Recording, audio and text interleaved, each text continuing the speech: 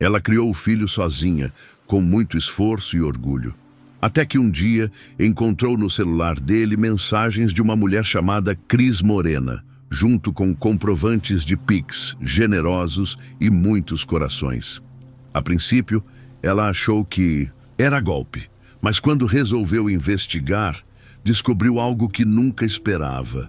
O que uma garota de programa poderia querer com o filho dela. Fica até o final, porque essa história vai virar sua cabeça. Era para ser só mais uma noite.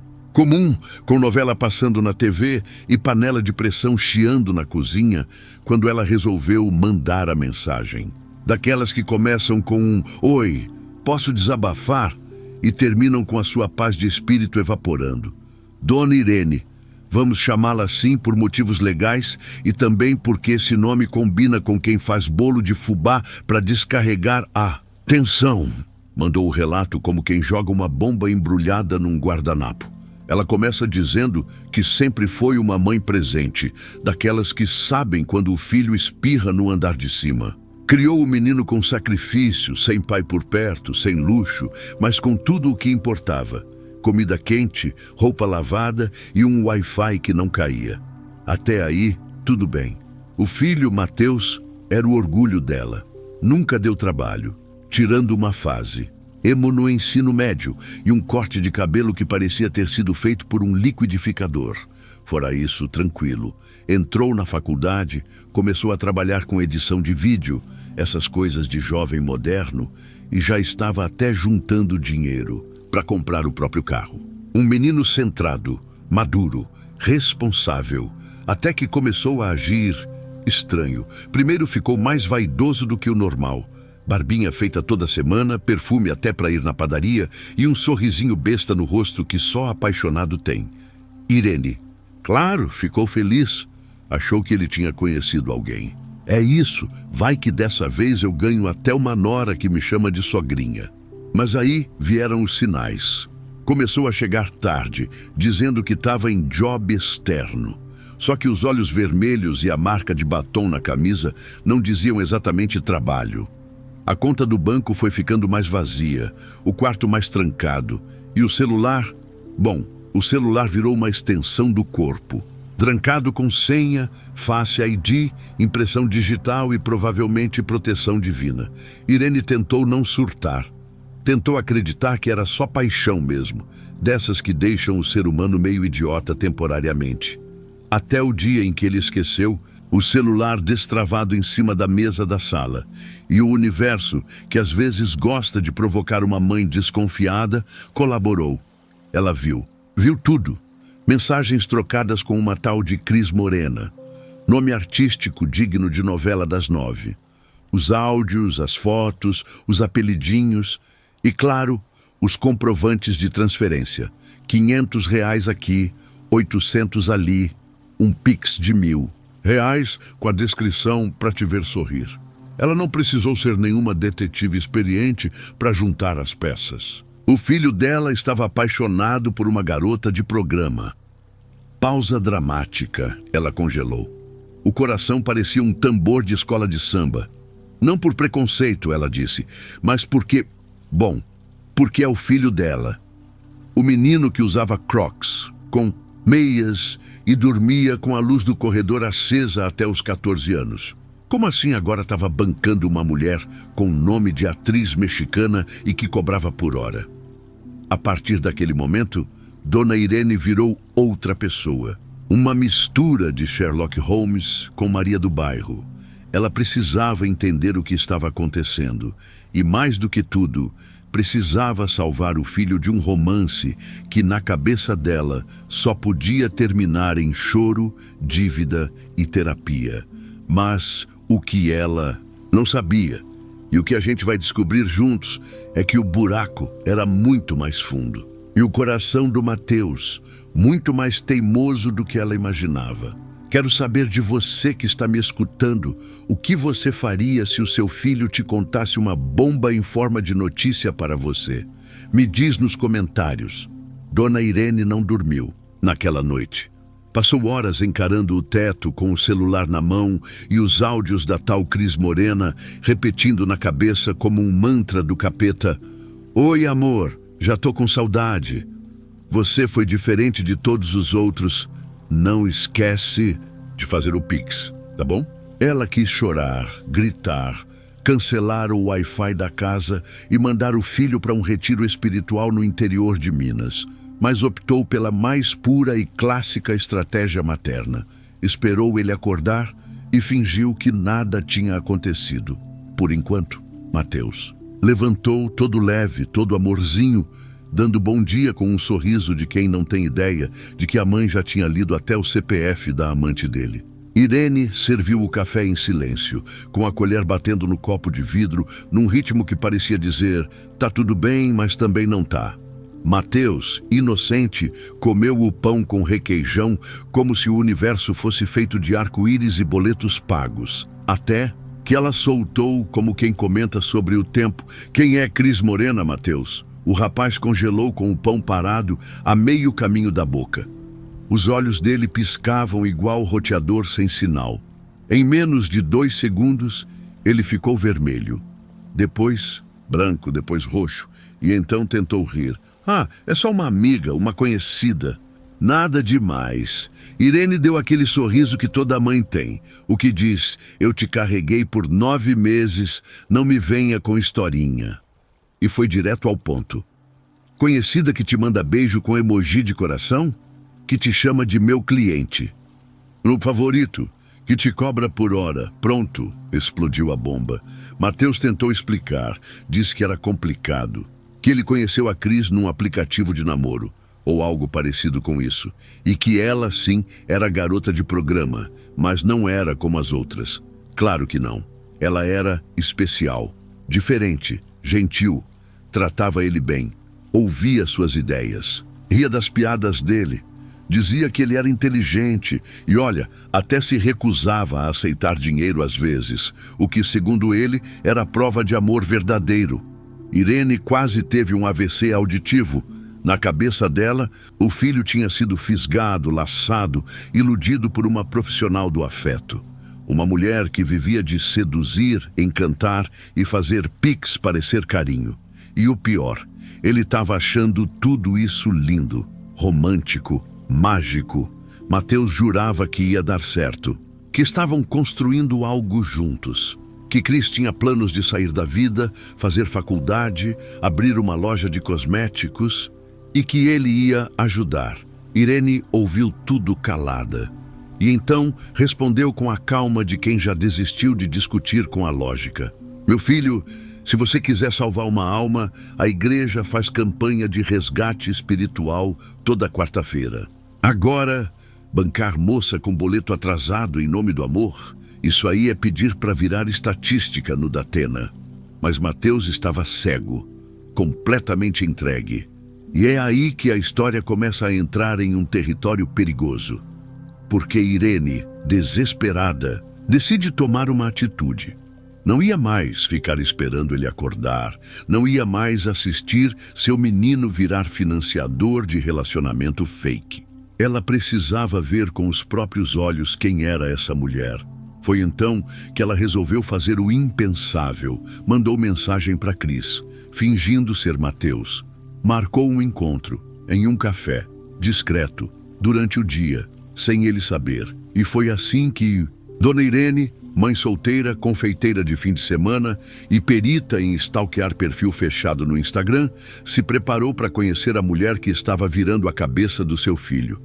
Não com raiva, mas com o olhar de quem vai atrás da verdade. E, olha, o que ela encontrou ela mesma não esperava. Era uma quarta-feira, 2:30 da tarde. Café no centro da cidade, desses que cobram caro num pão de queijo seco e fingem ser cult. Irene chegou 15 minutos antes, como toda mãe ansiosa faria. Sentou-se na mesa do canto, pediu um cappuccino que ela mal ia beber e esperou. Deu tempo de repensar tudo. A vida, a criação do filho, os boletos pagos, o cursinho de inglês, até aquela vez que ela comprou um livro de autoajuda e nunca passou da página 12. Tudo isso girava na cabeça. dela como um liquidificador emocional. Mas aí, ela chegou, Cris Morena. Nada de salto agulha, maquiagem carregada ou vestido provocante, como Irene tinha imaginado em seus surtos noturnos. A moça entrou simples, jeans e camiseta, cabelo preso num coque despretensioso. E um sorriso, educado. Olhou em volta, viu Irene e veio direto. Oi, Mateus? Irene levantou com a compostura de uma juíza do Supremo Tribunal Maternal. Não, eu sou a mãe dele. Pausa. O olhar de Cris mudou. Ela entendeu tudo em segundos. Talvez até já esperasse por isso. Mas o que surpreendeu Irene não foi a falta de escândalo ou reação. Foi o tom doce da voz dela quando respondeu. Eu imaginei que isso podia acontecer um dia, e ali, naquele momento, começou uma conversa que Irene jamais pensou que teria. Sentaram-se. Cris pediu um chá de camomila, o que, convenhamos, já desarmou 30% do preconceito. E então as duas falaram, ou melhor, Irene perguntou, e Cris respondeu. Ela contou que sim, era garota de programa. Tinha começado por necessidade, depois que a mãe ficou doente e o irmão mais novo foi despejado. Que estudava quando podia, lia muito e não gostava do que fazia, mas gostava de sobreviver, e isso pesava mais na balança. E sim, ela sabia que o Mateus era diferente, não só por ser gentil ou engraçado, mas por tratar ela como pessoa, como ser humano, com nome e história. Irene escutava tudo com aquele olhar de mãe que mistura julgamento com dúvida e um restinho de empatia que insiste em nascer. Mas você gosta dele? A pergunta saiu dura, seca, tipo prova final. Cris hesitou, respirou, fundo. Gosto.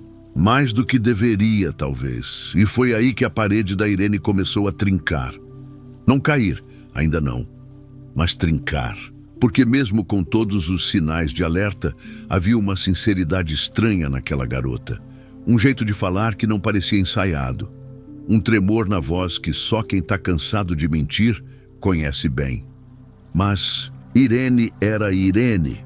Não ia se render fácil. Olha, moça, eu não estou aqui para julgar a sua vida. Cada um sabe onde o calo aperta, mas esse aí é o meu filho. E eu cuidei dele sozinha, com febre, com dívida, com chuva, com dor nas costas e sem ninguém para segurar a minha mão. Então, se você está brincando com ele, saiba que comigo não brinca não.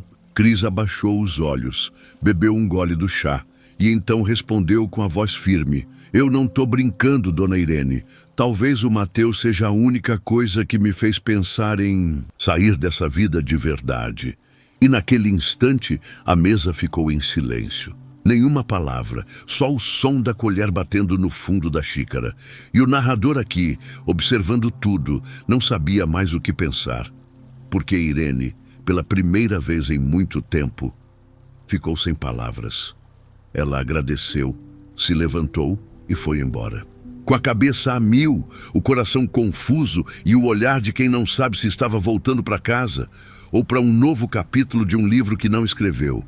Mas a história estava longe de acabar. Parte 4. O amor é cego, mas também é surdo, teimoso e às vezes malcriado. 3 dias. 3 longos dias se passaram desde o café com Cris Morena. E Dona Irene passou todos eles remoendo cada palavra, cada expressão, cada suspiro da moça. Ela estava dividida. Metade dela achava que tinha conhecido uma farsa bem treinada. A outra metade, não queria admitir, mas tinha visto verdade ali. E a verdade, quando aparece onde você menos espera, tem o péssimo hábito de bagunçar tudo. Mas enquanto Irene mergulhava em reflexões existenciais, Mateus descobriu tudo. Claro que descobriu. A senha do celular da mãe era a data de nascimento do cachorro da vizinha. E ele tinha talento natural para fuçar. Bastou achar o histórico de mensagens e pronto. A bomba explodiu no meio da sala, com direito à gritaria, dedo na cara e aquela frase clássica. Você passou dos limites. Mãe? Irene tentou manter a pose. mas a raiva dele vinha afiada. Mateus estava furioso, não só porque ela se meteu na vida dele, mas porque ela foi até Cris, pessoalmente, às escondidas. Para ele, aquilo era uma traição em escala familiar, um abuso de confiança, um ataque à mulher que ele amava. Sim, ele usou a palavra amava, e usou mais de uma vez. Ela é adulta, eu também. Você não pode controlar minha vida para sempre. Não é controle, Mateus. É cuidado. Ela retrucou com aquele tom de mãe que já chorou escondido no banheiro. Isso não é cuidado, é invasão. Nesse momento, olha, eu preciso perguntar para você que está ouvindo. E aí, de que lado você está nessa história? Do Mateus, que acredita no amor mesmo nas circunstâncias mais complicadas, ou da Irene, que quer proteger o filho de um tombo que ela jura que já está chegando? Comenta aí, porque até agora nem eu consegui me decidir.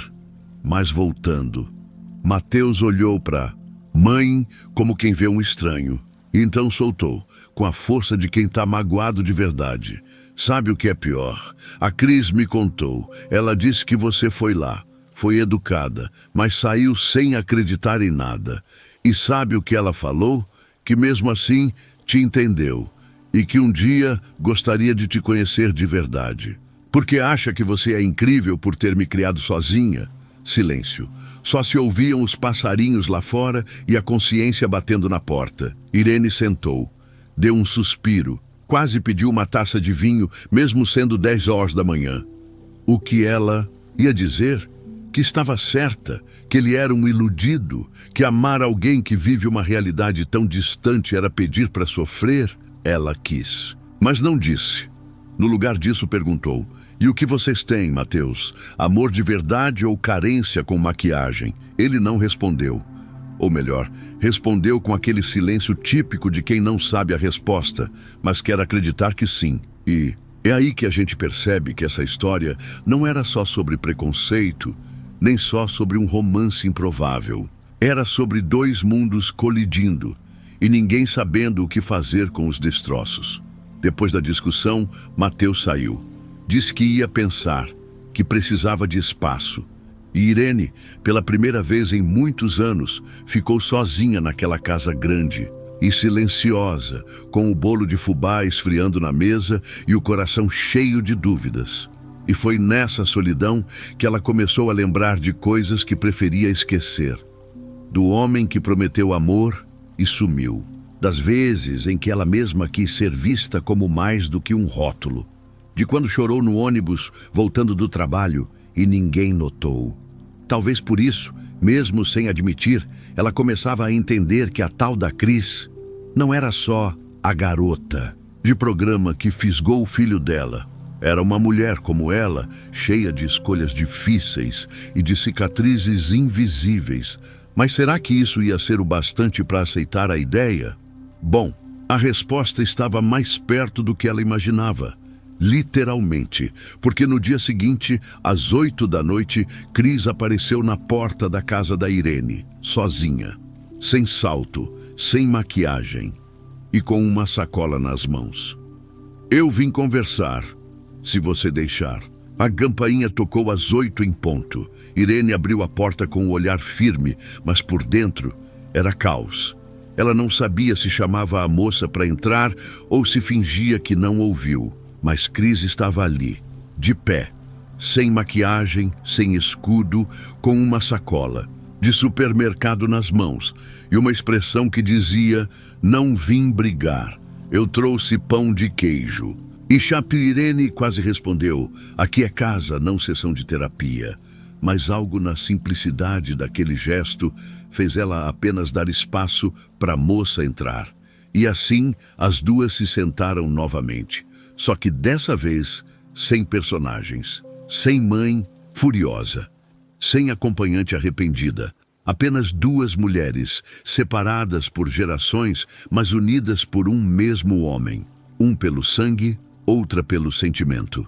E ali, no meio do silêncio desconfortável, Cris começou.